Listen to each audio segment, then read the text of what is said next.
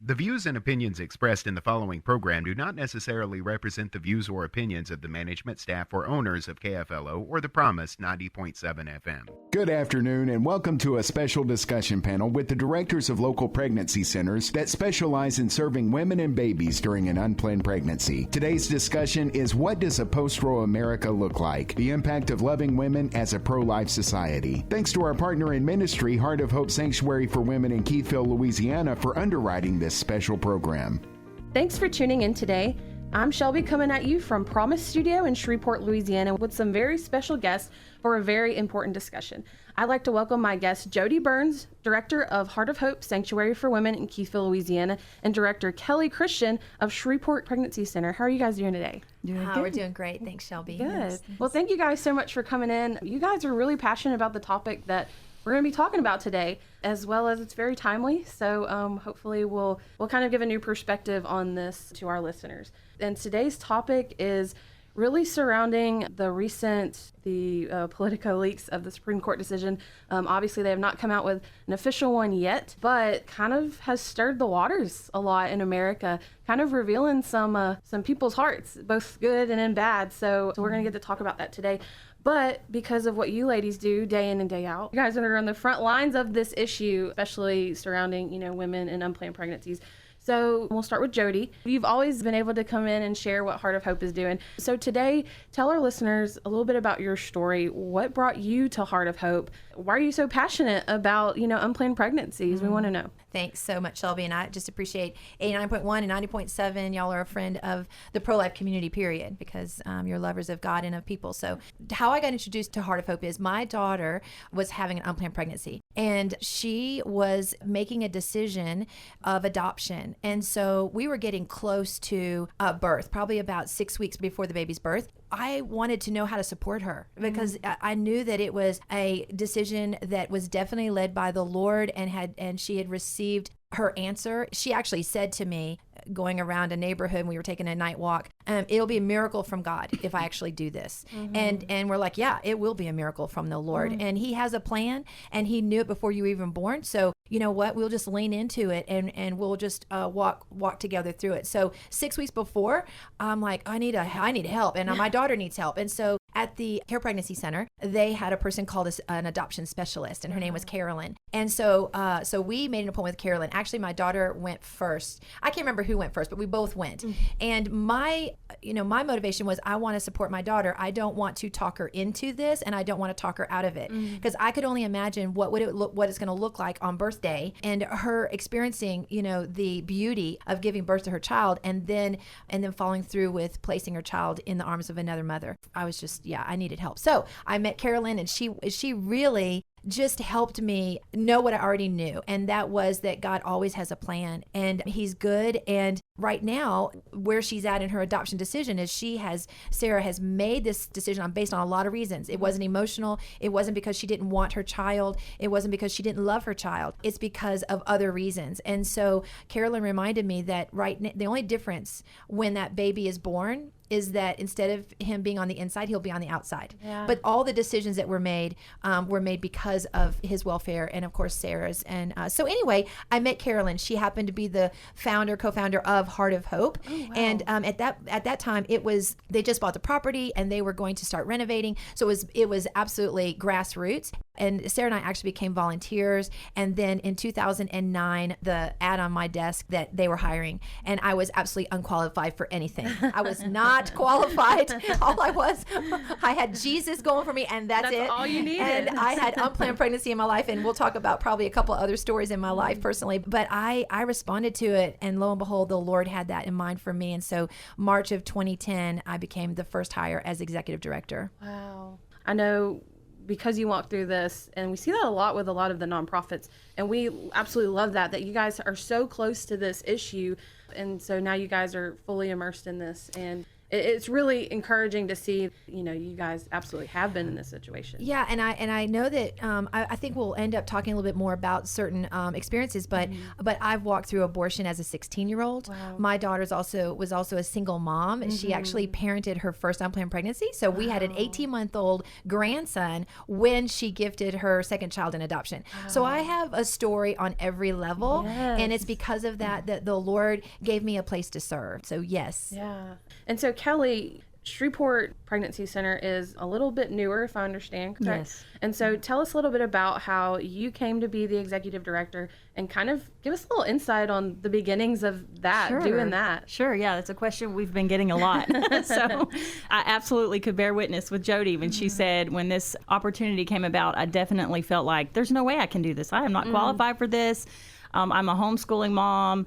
Our church sent us to Louisiana to plant a church. And so we were in the process of trying to get a church planted, and COVID hit, and just all these things going on in my life. And I was actually out at the sidewalk at the abortion clinic where I had given my number to somebody that was out there, and later received a call from them.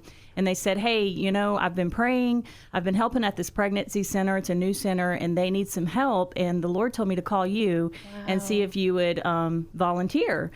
And I thought, well, yeah, this has been on my heart lately. And absolutely, we began praying about it. And so what I thought was a volunteer opportunity ended up becoming a lot more. But God had really been preparing my heart for this moment, because I myself, I have a story. I was 18 when I was pregnant the first time, and I had been on drugs. By the time I was 12 years old, I actually had been on drugs. I was raised in poverty, and so there was a lot of things that I went through early on in my life that we see come into our clinic. And so I'm able to actually tell these girls, hey, I understand. I've been there. I know what you're talking about. I did have my child, and I was able to parent, and I was able to, basically get on my feet, get off drugs, get my life together. And, and actually that's where I came to a crossroads, and that's where I found Jesus. So it was through pregnancy, and this is what I tell a lot of my girls, your heart's tender when you're pregnant. And, God is able to get our attention, because life is all of a sudden not just about us. It's about that child that's inside of us now as well. Through my pregnancies in my life, and those were times that God was really able to stop me in my tracks and get me back on course. Unfortunately, later in my life, I did stray from the Lord, and I ended up in a worse place spiritually and emotionally than I had ever been. And I did have a chemical abortion myself early on in my life. And so, backtracking here about probably 8 years ago, I had given my life back to the Lord, actually my third pregnancy. I had been running from God, dealing with that abortion that I had had, or not dealing with it in the right way, just suppressing it with, alcohol and, all kinds of bad decisions in my life. And this is something we see a lot of times in a lot of girls that are post-abortive. And then here comes another pregnancy that's not planned. And this time, I was like, oh God, I can't do that again. And, I had friends saying, well, you can go to go take care of that. No, I can't do that. And I began crying out to God. I was at a place in my life really where I was suicidal. And a friend of mine said, hey, why don't you come back to church? And I thought, I'm a mess, Right. Go back to church. We all start getting that pushback, They're going to judge me, here I am pregnant again. I got to go crawling back on my knees. And, but I thought, what do I have to lose? That's so good. And so I did. And thankfully, I went to the right place where there was people that loved me, and they forgave me, and they helped me. And I began to heal, and I gave my life back to the Lord, and God completely turned my life around. My husband and I was actually married, but we had been separated, and we had been apart for over 5 years. And through that last pregnancy, me giving my life back to the Lord and standing in the gap and believing for my husband who had gone back to drugs, God restored our marriage. Wow. God saved my husband, and then he called us into the ministry. Wow. Yes. He's so good. Yes. So good. My heart's cry has always been like, God, I don't know what your plan is, but I will do whatever. I will go wherever. I owe everything to you. And so when I got that call that day, several years before, about 8 years before, I had went to my pastor's wife, and I said, look, I want to talk about this. I'd never talked about my abortion. Nobody knew about it. And I told her, and thankfully, you know, she was very tender and compassionate, and she was like, it's okay. It's under the blood. You know, God forgives you just like everything else in your past. Yeah. That's nothing. God doesn't even remember it anymore. Yeah. And so I was like, okay, well, I knew God forgave me. And it seems like people, the right Christian people, you know, they're not going to hold this over my head. So I can get out there and I can start helping others. Yeah. So maybe they won't make the mistake I made. So when I got that call, I had already talked to my family, my children, asked them to forgive me and told them, you know, you may hear this come out because I want to share my story. And of course, they embraced me and they loved me and they forgave me too, like it was no big deal, which was a shocker, you know.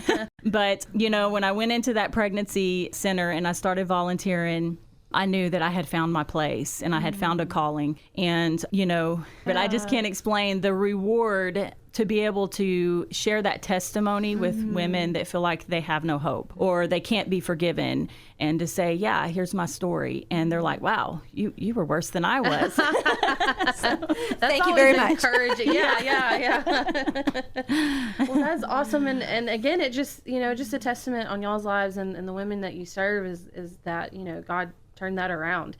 And now you guys are serving him. And we see that, you know, a lot, that kind of God tends to bring us to this moment of, and I like how you said it, crossroads, where we could probably be so low, maybe even desperate, we'll say, and then that's where God can use us, because before then we were either chasing after things or filling our lives with other things and not God. And at that point we're empty. And so I just love that that's part of y'all's story, especially with helping these other women who they feel empty. They don't know what to do and where to turn. And I do want to just kind of take a second and really just be so grateful and applaud those women that do come to y'all, whether that be by accident or they know that I want to at least try this before I try, you know, something else. This is what they're considering. And so to come to y'all, even considering getting help from y'all, is a big step for them. So both of you mentioned something really key, and that is the people that came alongside y'all, even, you know, some Christians, which I think is another argument, especially in our area where there's so many churches. People think they're going to be judged. You know, I go to church. They think that they are going to have so much more weight put on them than they already have. Right. But you guys had a support system. So can y'all kind of touch on that a little bit? Maybe start with you, Jody. Just, you know, you were a support system for your daughter and her decisions.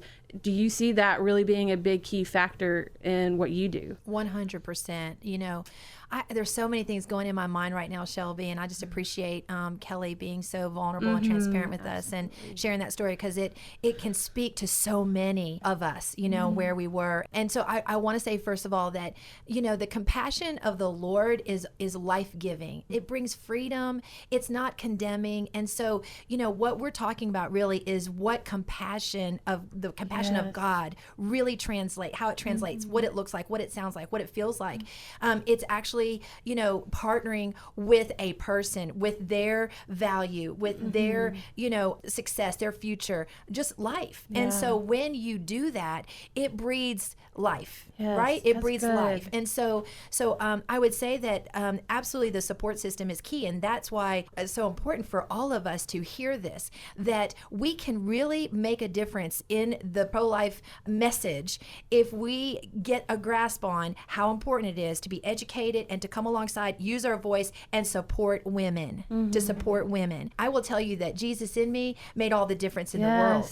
It does. And, you know, a lot of our women don't have Jesus in them. They may have thought that they're a believer, right? But they haven't really seen that modeled. They haven't really seen the talk match the walk. There's hypocrisy, all of that kind of stuff. So then the lie of the enemy comes in and says, you're going to be judged. Do you know a lot of abortions are to those who call themselves Christians that are happening in the church? They're going to, you know, youth camp. They're in youth group. They're actually considered, you know, like a leader in the youth group, and they find themselves in this situation. The last thing they want to do is go and confess that. There's shame. There's all that stuff that enter into the equation. With something that they probably felt passionate about in the beginning, they're like, I can't do this. And so we need to have the body of Christ and anybody. I mean, you know what? There are actually pro-life atheists out there. You know, can't speak for them because I'm not a pro-life atheist. I'm a pro-life believer. But I'm just saying that it's a human rights issue. Okay, it's human rights. It's the human right of the young woman. It's the human right of the unborn. But anyway, so what we're doing today is so important because we're telling people,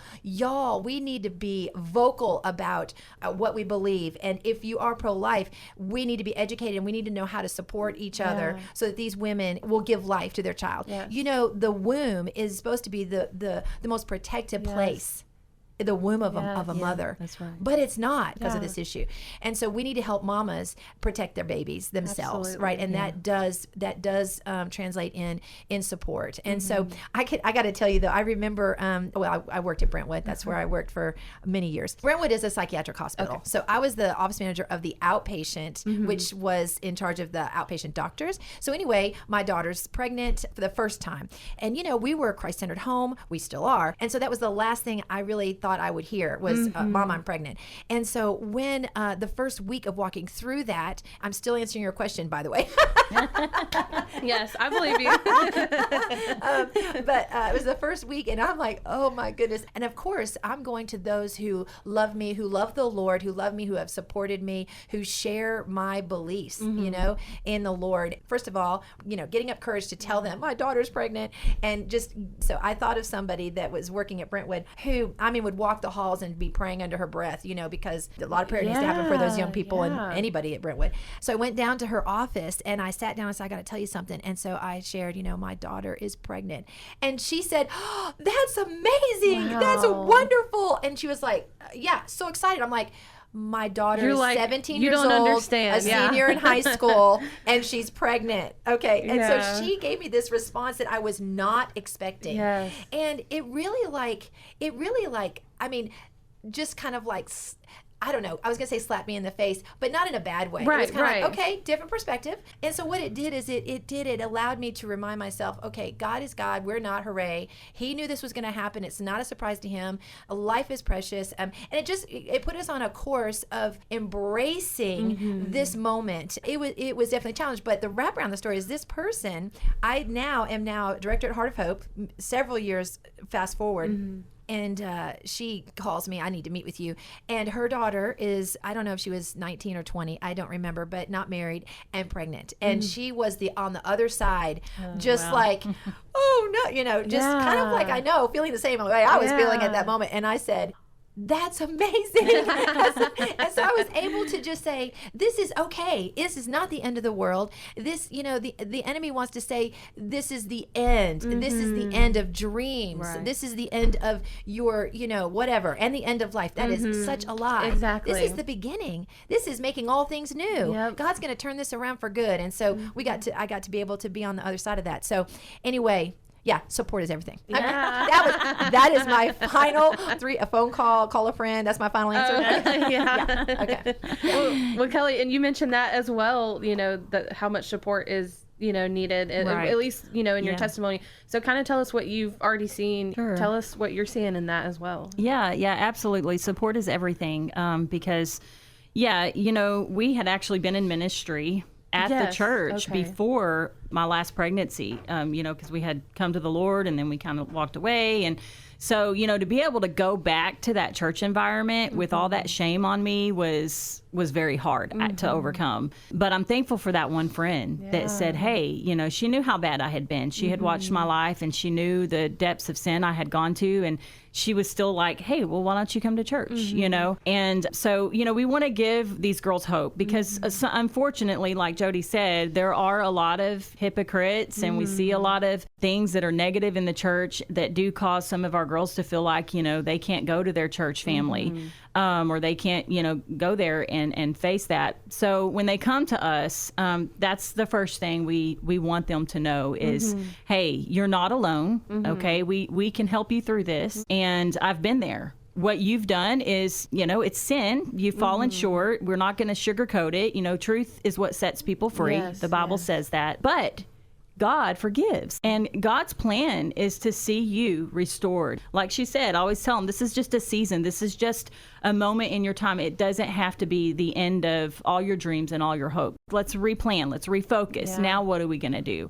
And so we kind of, you know, help them get through that shock and realize, you know, I had a girl that came to us that kind of went through that same scenario. She said, I can't go back to my church. She said, I've been before. I've been pregnant 5 times. And she said, I can't face them. And we told her, well, go wherever you feel like you can. You know, if you have to go somewhere else, go somewhere else. I don't know what happened at that church or with those people, but there is a community of Christians out there. You know, one of the things that's been kind of hammering through my head lately is the story of Elijah. You know, when he got so down and out and he went into the cave and he was like, you know, I'm the only one left that wants to serve God and do right. And, you know, and the Lord said, no, that's not true. There's still a remnant out there. There's still those that haven't bowed the knee. And so, you know, that's kind of the message I like to give to the girls is, you know, there are still Christians out there that are going to love you and that are going to be Christ to you. And we're here to do that. And we're going to help you connect to others that are willing to do that as well.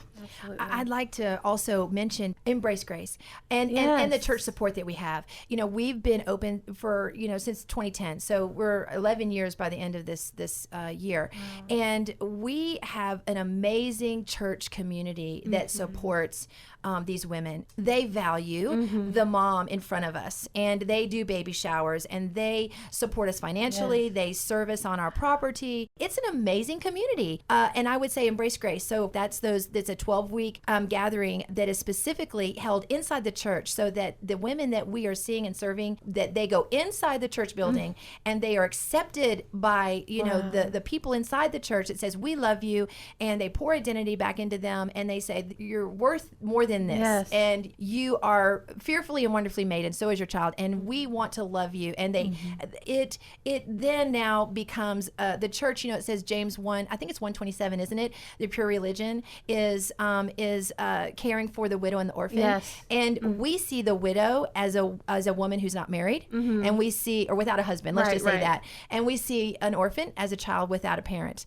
Some of them are double orphaned, but most of the time it's single orphan. A woman that has a child without a dad and without a husband. Have even thought about so that. that is pure religion, is to come and support. And so I just want to say a thank you to our church community, because there is a lot of you that are listening to this program right now, and you know about Heart of Hope. You serve Heart of Hope. You give, and to the pregnancy centers, and we couldn't do it without you. There's no way that we could do this without the body, right? So thank you so much for all, and I mean that with all my heart. I want to say that I went to a church outside Shreveport, Bossier, and we've had a relationship with them for over a year, really. Maybe it's been 2, and one of the pastors called us and said, I need some help. My daughter's pregnant. And she was a young woman in her 20s, but still, he knew who to call, and we just responded immediately. So thankful that he would trust us, because here's a pastor again who's going outside. Like some pastors are not willing to be vulnerable and transparent because they've got to put on this picture of this show. I got it all figured out. Well, let me just tell you, they're human. They're human. You know, we're all subject to whatever happens in life, and so thankful that we have been able to communicate love, compassion, no shame, no condemnation, that this is something that's going to happen, and God has the answer for it, because he loves life, whether you're born or unborn. Absolutely. He loves life. Absolutely. And so praise the Lord for all that. So anyway. No, that's good. And I mean, you know, God's a father, just like, you know, he's a parent. He understands the same things that parents go through. And so it is important to know. And I love something Heart of Hope that y'all said, and love looks like something. And you know, both of you ladies have talked about that today, and how important that is, especially in the church, because you don't want these women going somewhere else. If they're not in the church, they're going to go somewhere else, and the world's going to teach them what, you know, they think that they want to hear, what their solutions are, and it's just not viable by any means. You know, the world says we're just going to side with the fear. We're going to side with you. You cannot do it. You're right. It's going to be an inconvenience. You don't have the money. You've got 5 children. I can understand why this is not possible. We can take care of that. Well, that just is that there's no hope or support in that whatsoever. Right. It's kind of admitting you're alone. Right. So these are your options. Well, and let me just say, it's so contradictory to the message of the world that I am woman, hear me roar. That women are powerful. Women can do anything. Women, you know what I'm saying? Except for this. Except be a single mom. Except, you know, give life to the child that's within you. Then you're not strong enough. You don't have, you know, that is so contradictory. It is. It's like, do they know that? Exactly. You know? And you know, the devil is the author of confusion. So it's you know, it comes full circle, and it all comes to light eventually. I do want to briefly touch on, like, specifically, just so our listeners know, maybe there's a woman listening to this now who is really faced with this decision, I wanted y'all to touch on what services exactly Shreveport Pregnancy Center provides for them. Sure. So we do obviously pregnancy confirmation, and then we do options counseling. So for a mom that's not sure, what she's going to do, she's still kind of going through that phase of shock, and she just needs to know. A lot of girls come and they've taken a home test, but they just need to know, okay, is this real? Yes. Like real? I need somebody else to tell me, is this real? And so we're able to say, okay, you see the test, is it? Yeah. And then, we are actually trying to get our ultrasound machine going, because that's a big deal for the mom to actually see her baby on that screen. As of right now, we partner with Care Pregnancy Center. We send a lot of our girls over there to get their ultrasounds. So anyway, we do the options counseling, and then for our moms that know, or they feel like they're sure that they want to parent, we have our parenting and prenatal classes that we offer, which is huge. And I think you guys use Bright Course as well. So it's a curriculum that we use. We have a life coach as well that works with us and that calls our girls every week, talks to them about the classes that they're taking. And then we always have them come back in as well and just kind of sit down and reevaluate where they're at, because these girls, a lot of times their life situation changes week to week. Right. So we want to stay in contact with them, address anything new that's coming up, make sure that they're connected with the resources that they need. If they're having trouble paying their rent, or they can't get their bills paid, or they're about to be homeless, we want to try to get all of that kind of settled in their life so they can prepare for their baby that's about to come into the world. And a lot of times if they come early enough, we're able to get a lot of classes in, get a lot of learning in. It really helps them, because it gives them time to just soak in all of this knowledge and helps break these cycles that their mama didn't really teach them a whole lot about how to be a good parent. And so they just really soak those classes in, and it gives them tools that they've never had. And then, of course, after their baby's born, we get to follow through with them up until the baby's, as long really as they need it. But usually the first year or two, they come back and they're able to buy baby diapers and supplies for their baby, and they earn it. So they feel like they've got some dignity in it. We do educate women about abortion and the procedures, and that's part of our options counseling. So when we are initially addressing, the mother's situation, and we do tell her about abortion, we are going to let her know all the aspects of that. What is a chemical abortion? What type of procedures? What are the risks? Emotionally, spiritually, and physically. Yeah, so you don't hold anything back. Yeah, we don't. We don't. We want to give them all of the information, because when they really, honestly, when they go to an abortion clinic, they're not going to get that. They're there to collect the money, and it's a money-making business, and get one in and get them out, especially now because they're so overran with girls coming in. So. Absolutely. Yeah. And I know, Jody, y'all are kind of the next step after that. Obviously, these are women who most likely have chosen life that come to you guys, but tell us what y'all do. We describe the pregnancy centers as like the emergency room, and we're the intensive care. So what we provide, and I will say that, yes, most of our girls have decided that they're going to carry their baby to term and have their baby, whether that is to be a single mom, get married. We've had a couple of those, or also gift and adoption, or place for adoption. But I will tell you though, we've served over 100 women, so I can't give you the exact number, but there has definitely been more than a handful of women who were going to have an abortion, and they found out about Heart of Hope because they needed that intensive care, that support that's physical, emotional, spiritual on a more intensive. And I want to say, I wish when I was 18 and I got pregnant that I had a Heart of Hope place. My mom gave me 2 weeks to live in her house, to get a job, and to get my own apartment. Wow. And I can't tell you how terrifying that was for me. And that was when I became a Christian. That was always something I would say. I would listen to all these parenting tips and stuff through the church, but I was like, I want to see it. I want to see it lived out. And I think that's what y'all do, is y'all give these girls this example.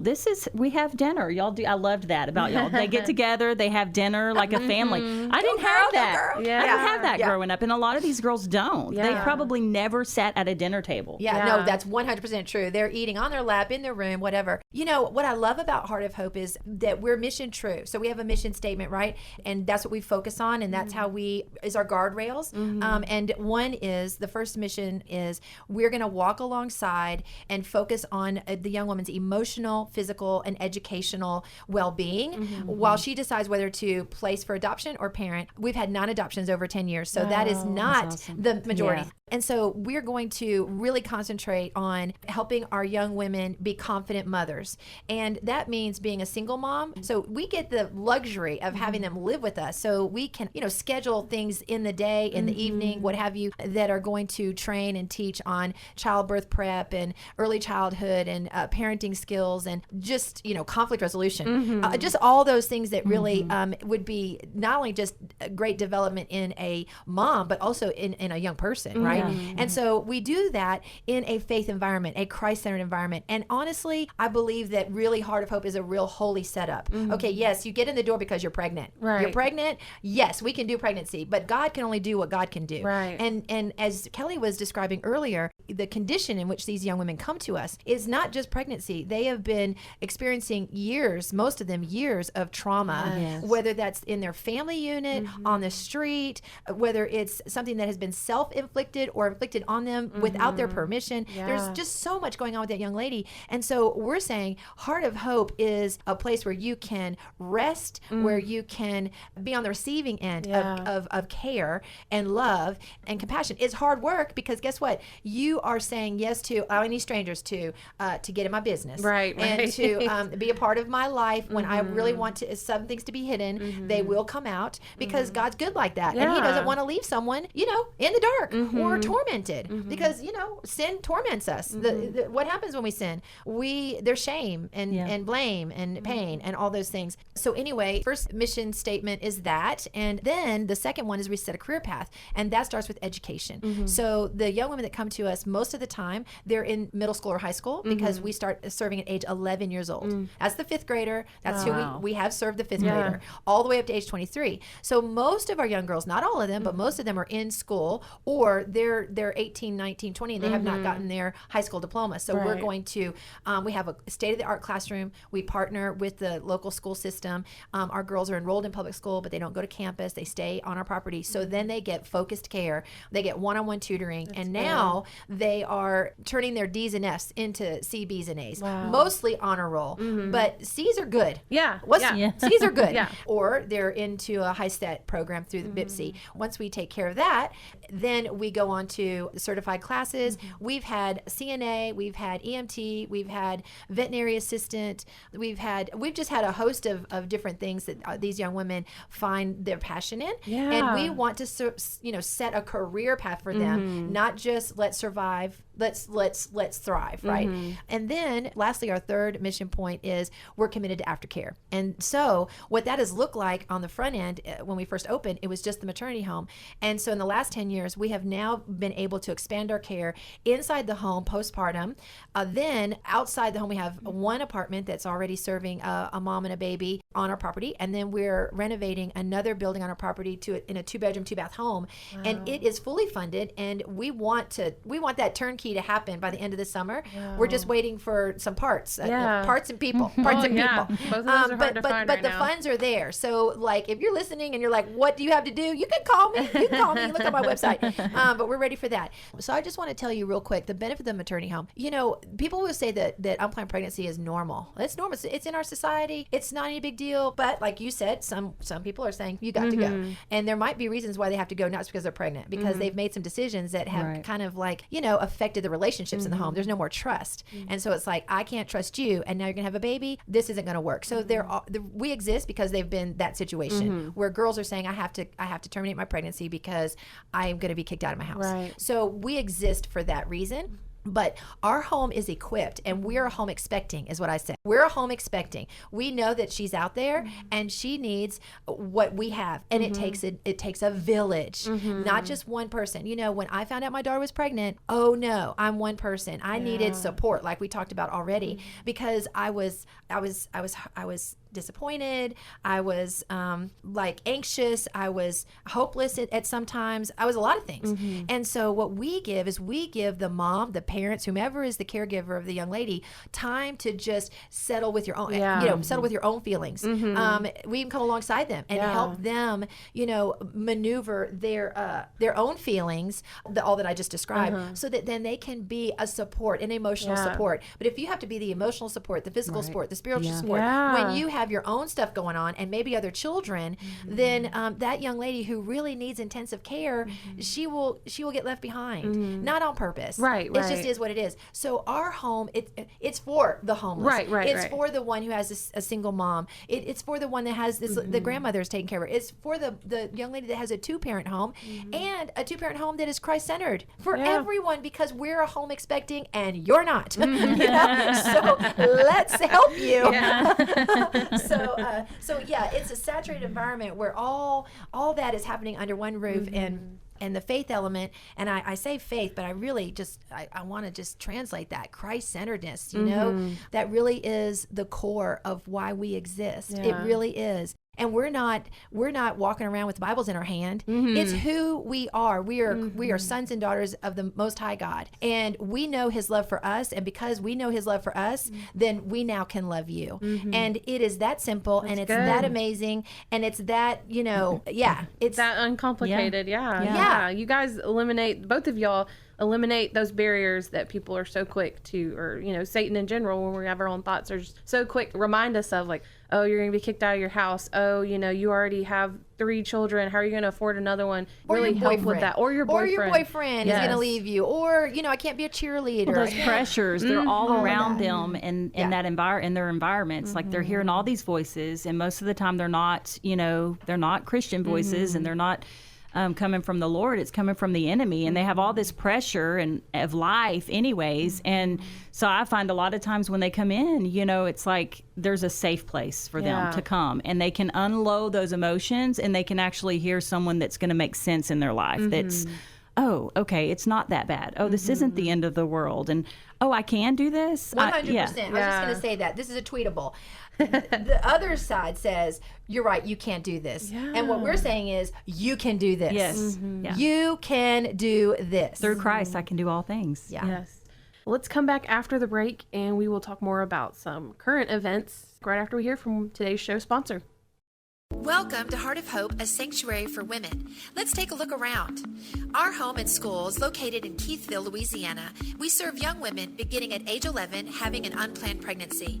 During their stay in our home, our goal for each young woman is to feel loved, comforted, and hopeful for a good future for themselves and their children. We have a loving couple who live in the home. Together with our girls, they prepare meals that are shared around the dining table. It's a special time where connection happens. We also have a comfortable living room where we play games, work puzzles, and watch movies together. We really love this family time, and our young ladies enjoy it too. We know the importance of an education, and when unplanned pregnancy happens, school dropout increases 67%. That's why Heart of Hope created the best possible educational program for our young women. We have an on-site state-of-the-art classroom where our residents continue their coursework online. We partner with BIPSI as well as other GED programs. Education is vital to the success of our single moms and their children's future. At Heart of Hope, getting ready to be moms includes participating in life skill classes.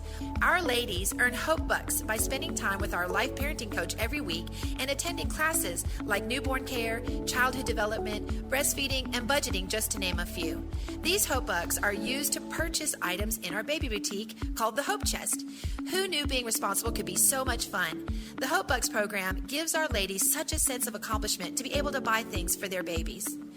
Thank you for taking a moment to tour our home. We know that in a world that loudly tells us that an unplanned pregnancy is a hopeless situation, we know the truth. Life is precious, starting with the young woman who finds herself pregnant. Heart of Hope wants to walk alongside families and young women to be the support they need. Our home is where hope, healing, and restoration await. We have so much more to show and tell you. Visit our website at heartofhopela.org, or better yet, come tour for yourself and feel the love.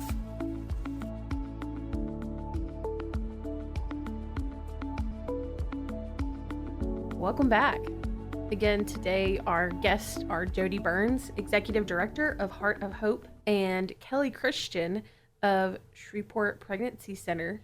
Ladies, y'all are so awesome. I just love being in the studio with y'all, and I love you, Shelby. I'm learning so much too, because like I've had a best friend, go through that and not knowing what to do. And I remember walking into the Care Pregnancy Center with her and just waiting in the waiting room, and her, being so like, this is about to be the biggest information of my entire life.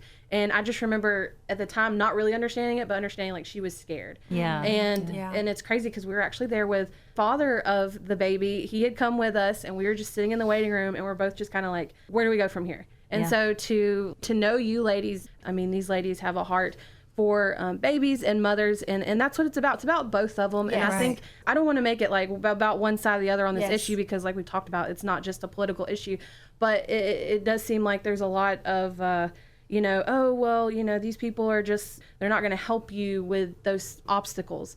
So I think it's important that that's all you got. You exist to do that. Right. And so we just thank you guys so much for that. So as we know, recently it's kind of a possibility that Roe v. Wade may be overturned. We don't know that to this date. But for Christians, it is encouraging. And I do want to preface this. This just simply means that the states are going to have the choice. I want to make sure people know that it doesn't mean abortion is going to be illegal in the United States. Correct. This is just to overturn this decision and not make it a federal issue. It's a state-by-state issue. Yes. I guess first, I want you ladies to tell me kind of your first thoughts when that came out. It's all over the news. So kind of tell us what y'all were kind of thinking of when you found that out. Well, I mean, for me, I'm like, really? Is this real? Yeah, yeah. I think everybody was skeptical. Man, I got a text. It was 9:30 at night. I got a text from someone, and my response was in the text, "What?" Yeah. Exclamation point, question mark. What? And of course, I start to Google. Okay, because that's what you do when you want to know answers. Because we know we're going to find the truth there, right? Right, exactly. They have all the answers. And then I turned on the news, and so I'm like, what is going on? Mm-hmm. And so I just want to say, first of all, when I listened to the December argument at the Supreme Court when Mississippi went before them to talk about their 15-week law that they want to put in place, and I was super encouraged at the end of that argument because I felt like there was good questions being asked by the Supreme Court. So I started saying these words: "It's going to be overturned. Mm-hmm. This is our year," because I just can't imagine it going another way. Right. And I would say that if we believe that abortion should be the last thing on somebody's mind, unthinkable, that we believe it can be unthinkable, and we believe that we should live in a post-Roe society, then we have to believe that it could happen. The Bible talks about not being double-minded. Yes. I mean, I want my feet on solid rock. Solid rock is God's way. What does God say about this? So who knows what could happen? Right. But I truly believe this, Shelby and Kelly. I believe that these justices knew the cost when that brief was wrote, that it was going to be on the ones that would rather not see Roe versus Wade overturned. Right. And so it just happened early. What's happening now, would happen in June or July.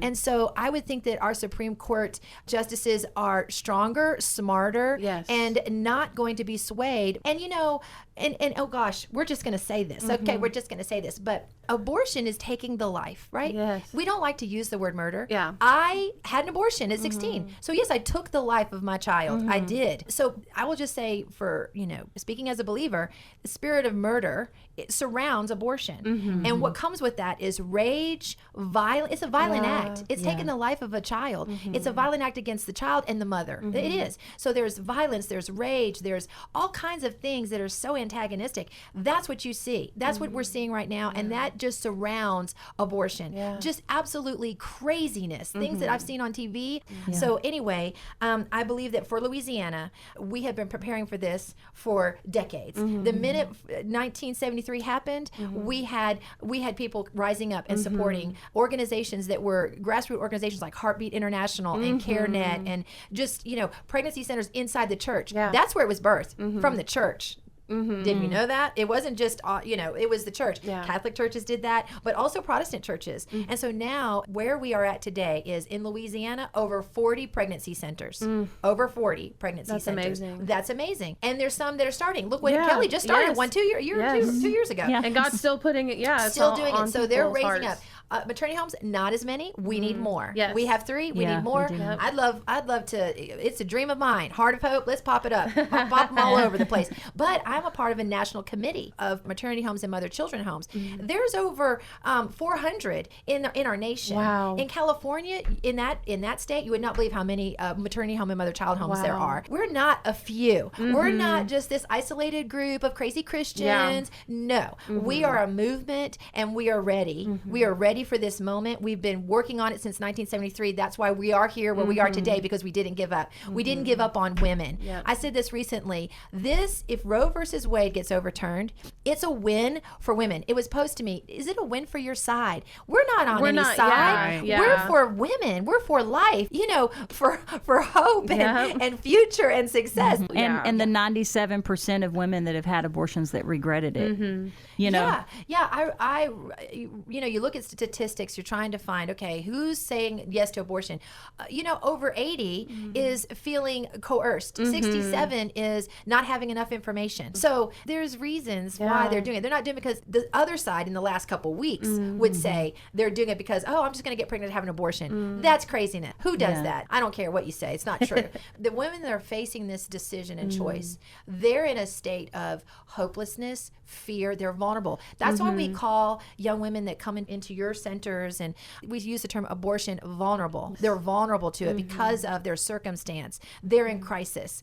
I use the word crisis. A lot of centers don't like the word crisis, and that's okay. But to me, a crisis is a situation that has totally turned your life upside down, and you don't know what to do. I am in crisis. I need help. Jesus, help. And so anyway, we are ready for a Roe versus Wade to be overturned in the state of Louisiana. Louisiana is the #1 pro-life state because we have worked so hard on anti-abortion laws, or actually I should say pro-women laws, to protect women, like making sure that they have 24 hours between appointment and abortion, or just a lot of different. I believe that we are prepared and ready, and we know that we want to continue to expand. Because that need's not going to go away for women to need those. Y'all services, maternity homes, still there. And I don't know, do y'all project that it's going to go up after this? Yeah, absolutely. And, Roe is not going to end abortion. It's not. And actually, it's probably going to become even worse in other states. I know I listened to Abby Johnson's podcast thing that she did, and, she brought up a good point. What's going to happen is a lot of the liberal states, they're going to start pushing for abortion up until birth. And we even hear about stuff after birth. It's crazy the way that our world is talking,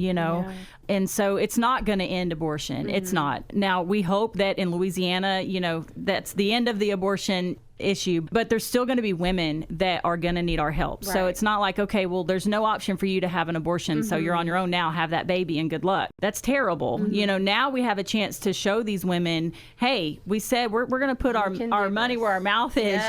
We're here for you. And now more than ever, we need the Christian community to step up and say, yeah, we mean what we say. We want to help you. We don't want you to have to feel like you're so desperate you have to go and have an abortion. We want to help you. We want to support homes like Heart of Hope. We want to support our pregnancy centers. We want to get resources in there where they can get them into the hands of the girls and guide them on this journey so they're not alone. Because what's going to happen is we're going to have a big problem. We're going to have all these babies born into these families, and these girls aren't going to have the tools to take care of them. And so our welfare system and everything else is just going to become worse. We want to better our communities. We want to step out there, and we want to help these women get the resources they need. Yeah, that's why we see homes and pregnancy centers sprouting up, but also other like Embrace Grace. We have a lot of, I would say a lot. We have a great number of resources in our community right here. Gabriel's Closet is a wonderful resource. The Catholic Charities sponsors that. Of course, Mary's House. Mary's House also connects the young women with the doctor. Yes. And the Shreveport Pregnancy Center, Care Pregnancy Center, Embrace Grace is in several churches, and Embrace Life, MOPS groups. Heart of Hope is one, but in our community, we are ready, but we also know that we need continued support to get on board and be vocal. And I will say that, again, this COVID thing, what the enemy means for evil, God turns around for good. The COVID, it was like a precursor. What it did is it did give a voice to the body of Christ. I really do believe it. And we saw God show up and show out during COVID for our ministry. We stayed open. We actually had women that came to us because we were open, and some centers were closed because they were, they didn't know what was trying to navigate that. Trying to navigate it, but we decided, let's find out what CDC says. Let's do this. Let's do that. We actually started renovating the home that we were trying to get finished during COVID. We started a new program, which was the online Hope Academy, where we are connected with these girls over the phone through Zoom, and now they are a part of this online community where they can also earn Hope Bucks. where they can earn not only diapers and wipes and all that, of course, cribs and just anything that you could possibly want, even gift cards. I mean, when people ask what your list is, please give us gift cards, because we like to give a mama $10 so that she can go get her own whatever. Right, you know? right. So I would say that we have been prepared, and we've been working on this to be prepared, but we're not done yet. I don't ever want to, to project that we have it all figured out. And no, we need continued support. We need everybody's voice. We need we need their dollars. We need their services, their volunteer services. But when I said show up and show out, the body of Christ continued to give. We didn't know what would happen during the first year of COVID. We couldn't do one of our fundraisers. We didn't know. Yeah. And you know what? I think we may have one person, I think maybe one, but everyone continued to support. And I'm talking about even the businesses that had to, close other things. And have restrictions and all that. And so that tells me that, hey, people are passionate and they care about our women, they care about our community, they care about our children, and they care about the generational blessing that will be stopped if women are, feeling like the only answer is abortion. Does that make sense? Yeah, it definitely does. And certainly SCOTUS has a lot on their hands right now. I keep having the word legacy pop up in my head, and I don't know. It would seem that this has gone on so long, and I believe that was even in the brief that one justice said that from the beginning this has not been a federal issue, and so it really will show testament, depending on their votes, about what they want their legacy to be when they finish their terms. No, that's exactly right. While you're talking, I'm going to look for a picture I want to show you. I know the audience can't see the picture, but I want you to see put it. Up or something, maybe something, because it shows a 10.5 week unborn child in the womb. Okay. And the Mississippi law that went before the SCOTUS was 15 weeks. They wanted to make abortion illegal after 15 weeks. And so the Planned Parenthood side said, we've already proven it's a clump of cells, it's blah, blah, blah. And that medical science has not improved in 40-some years. Come on, somebody. So I just showed Shelby and Kelly a picture of a 10.5 week ultrasound next to the 10-week model that we have that we can show in the palm, that fits in the palm of our hand. Wow. And it clearly shows arms, legs, everything. And that's 10 weeks, 10.5, 10.5 weeks. The argument that it's not a baby or that it's, we're all in stages of life. I happen to be going to be 57. That's my stage of life this year. But that used to be my stage of life. You know what I'm saying? Right. So anyway, now we have a couple of laws in place in Louisiana. The trigger law, which basically just says that once Roe versus Wade is overturned, we become a no abortion state. The Love Life Amendment, that's in our Constitution in the state of Louisiana, which means that the courts then, our state legislature, judges would not be able to intervene and make decisions for a woman to actually have an abortion. They wouldn't be able to do that. It is a concrete law, and we would be a no abortion state. We all love these women. We all love the preborn, and we want to see abortion ended. That's the ultimate goal. God in his mercy, and I believe that, each situation is going to be unique. But, the Bible is our ultimate standard. And there's one person that's more important than the woman in all of this, and it's not the baby. It's God. And what does his word say? And, I think that is something we have to remember to stand on, that all human life is sacred, and it is created by God in his image. Human life is precious in all of its dimensions, including the preborn, the aged, physically and mentally challenged, and every other stage or condition from conception to natural death. So we are called to defend, protect, and value human life. Yeah, it's definitely a lot to think about. It is, yeah. Considering all these bills, and like I said, I think a lot of people are, certainly Louisiana is not holding their breath to wait for the SCOTUS decision, but be anxiously waiting the Supreme Court's decision. We will keep this in our prayers until then, ladies, because we need to pray. That's the main thing. And before we go, I do want each of you to talk to that mom that just found out her daughter's pregnant and she has no idea what to do, where to go. Obviously, there are so many resources in our area. Maybe there's still just something there that put them in position to come to you guys yet, or whatever resources are available to them. Just talk to them, to that woman who's driving in the car. She's found out she's pregnant. So you're not alone in this. There's others that have been where you are, and we are here to help you and not to push anything on you, not to make decisions for you. Like Jody said, you've got to know at the end of the day that you had all the information you needed to make the right choice for you and for your unborn baby. And that's what we want to give you. We want to give you a safe place where you can come, you can choose what you want to share, what you want to unload on us. We're here for that.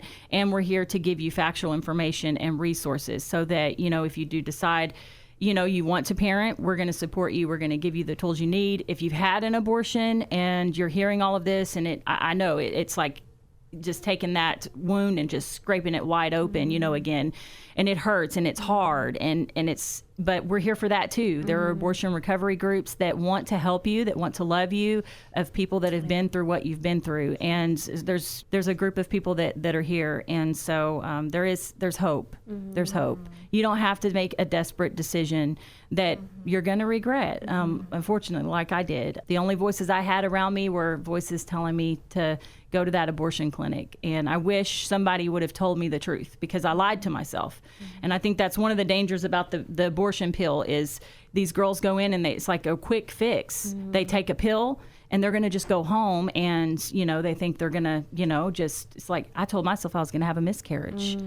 I didn't know that I was going to basically lose my baby there alone on my own and have to deal with that, We want to save you some of the things that we've had to go through, and we want to share that with you. And we love you, and we're here for you. Oh, I love that. We love you, and we're here for you. I think I could parrot everything that Kelly said, and I think about all of the unplanned pregnancies that I have been a part of, my own, and then of course my daughter's. And in that moment, you're only thinking about what is going on right now, and the pressures and the stresses and the realities, really, of your life. And you're like, I cannot do this. But what we're saying is that, again, you are not alone, and you don't have to do it alone. And even if you will give us an opportunity to sit down with you and be a listening ear, and to hold your hand and to just say, and to pray with you, not to pressure you into anything, not to convince you of anything, just to say, you're not alone and we're here. And so to the woman or to the family, that's what I would say, that let us walk with you, whether that's an hour in this situation or whether that's months.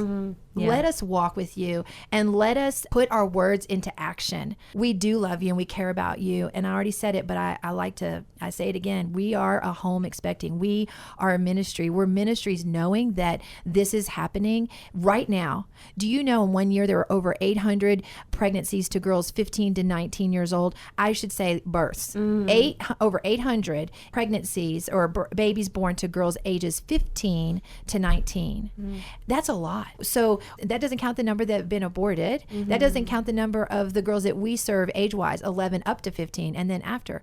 So it is happening right now. Yes. And I hope there is someone listening right now that hears they're not alone, because that's what I needed. I needed to know that I wasn't alone. Yeah. And so several places that you can go and sit down with someone who really cares about you and wants to just be a support in any way. Absolutely. Ladies, thank you all so much. Thank you. Before we go, tell our listeners where they can contact you guys. So Heart of Hope, our website is heartofhopela.org, heartofhopela.org.